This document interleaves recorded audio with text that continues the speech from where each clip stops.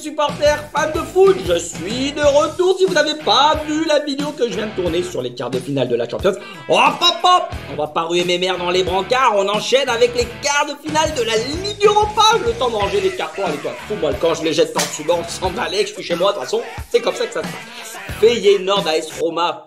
Premier match, le leader aux Pays-Bas qui secoue le cocotier de tout le monde, sans tortiller du fion. Victoire ce week-end 5-1 face à Wolwisch, cousin de Walker Texas Ranger. 8 points d'avance sur l'Ajax, ça roule comme sur des patins. Il y a eu une petite sortie de Pix il y a 15 jours face à l'Ajax justement en coupe, 2-1. Sinon, c'était 10 victoires, 1 nul en 11 matchs. Donc, c'est dire si c'est costaud du côté néerlandais. En face, la Roma de Mourinho, elle est 3e en Italie. Au niveau du championnat, elles se sont parfaitement bien repris avec une victoire cruciale à Torino, 1-0. Il restait quand même sur sur deux victoires consécutives après avoir connu 2 défaites et un nul en 3 matchs. Ils se sont vautrés comme des sombres merdes dans le caniveau, ça a dégoubillé sur les souliers comme d'habitude. Moi, je pars sur un score de parité, 1 but partout sur ce match et le nul est coté à 3,25.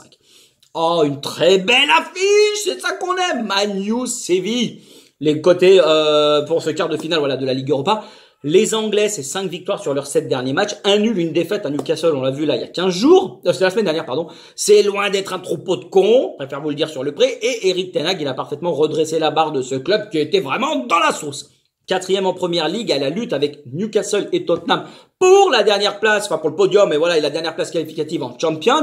Mais ça va pas se moucher du coude, croyez-moi. En face, les Andalous, une victoire en 4 matchs. Une bien triste 13e place au classement avec seulement 32 points en 28 matchs. C'est 32 de trop. Ça bégaye sévère. J'ai peur que la marche des Red Devils, elle sera beaucoup trop haute. Surtout que ce week-end, ils menaient 2-0 à 10 contre 11. Ils terminent à 2-2 face au Celta Vigo. Oh non, mais tu veux pas que je te joue de la flûte non plus. Bam! Au panache, je vois 3-0 pour les Mancuniens. Le 1 avec plus de 2,5 buts dans le match. Belle cote à 2,07 les gars. Le troisième match, qu'est-ce que c'est là? Allez, fais-moi défiler cette merde. Encore une affiche, entre Italiens et Portugais, la Juve qui reçoit le Sporting. Et là, il y a une belle carte à jouer les gars, il y a coffret à max d'oseille. La Juve, c'était 8 victoires en 9 matchs, puis là, nul face à l'Inter, un but partout du côté de Turin. Et ce week-end, défaite 2-1 à la Lazio. Ils sont 7e, donc aucune qualification pour le moment en Europe. Mais avec 15 points au moins pour Magouille et compagnie.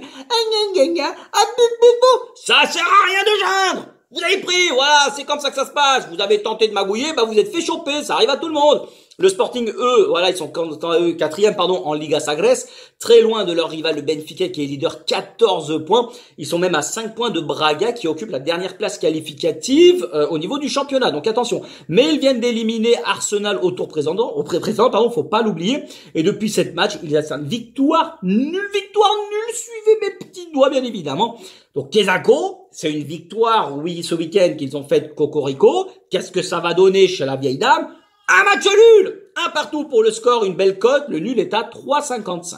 Allez, fais pas ta coquette, c'est le dernier match, le dernier quart avec un alléchant Bayer Leverkusen, US Gillois, c'est le cousin de Tata Gilou. Tonton Gilou. Xabi Alonso, qu'est-ce qu'il a fait? Il a bien redressé une équipe qui regardait un ballon comme une poule regarde un couteau. Ils sont remontés à la 6e place en Bundesliga, 7 victoires toutes compétitions confondues, de la gadoche à volonté avec plus de 12 matchs où ils marquent au moins un but. Ça joue au ballon, ils sont tapis dans l'ombre les Brougres. Alors attention à cette équipe. Et les Belges en face, ils sont 2e dans leur championnat respectif. Je crois que c'est la Jupiler League ou la Pint League, je sais pas, de toute façon ça fait que torcher là-bas. Ils sont à seulement 2 points du leader Genk, 5 victoires de nul sur leurs 7 derniers matchs, sachant qu'ils ont éliminé l'Union Berlin au tour précédent et c'est ça une sacrée belle équipe. Un match nul là-bas en Allemagne, 3 buts par toi, avant à la maison de leur chat à la gueule, 3-0, merci, une part de gâteau et ça dégage bande de nazes. Attention à cette équipe que beaucoup voient Leverkusen transformer le pif en nez rouge, ça va pas être une partie de plaisir. Donc moi je pense, ça sera pas facile, mais je vois quand même sur ce match aller 2-0 pour le Bayern. Le 1, la victoire des Allemands avec 2 buts d'écart minimum, c'est 2-0-7. Et voilà les gars, c'est tout pour les 2 vidéos que je viens de faire. N'hésitez pas à me dire ce que vous en pensez, vous êtes de plus en plus nombreux, ça me fait extrêmement plaisir. Abonnez-vous pas, moi perso je m'en balais que je fais pas ça pour être renommé machin, je fais ça par pur plaisir.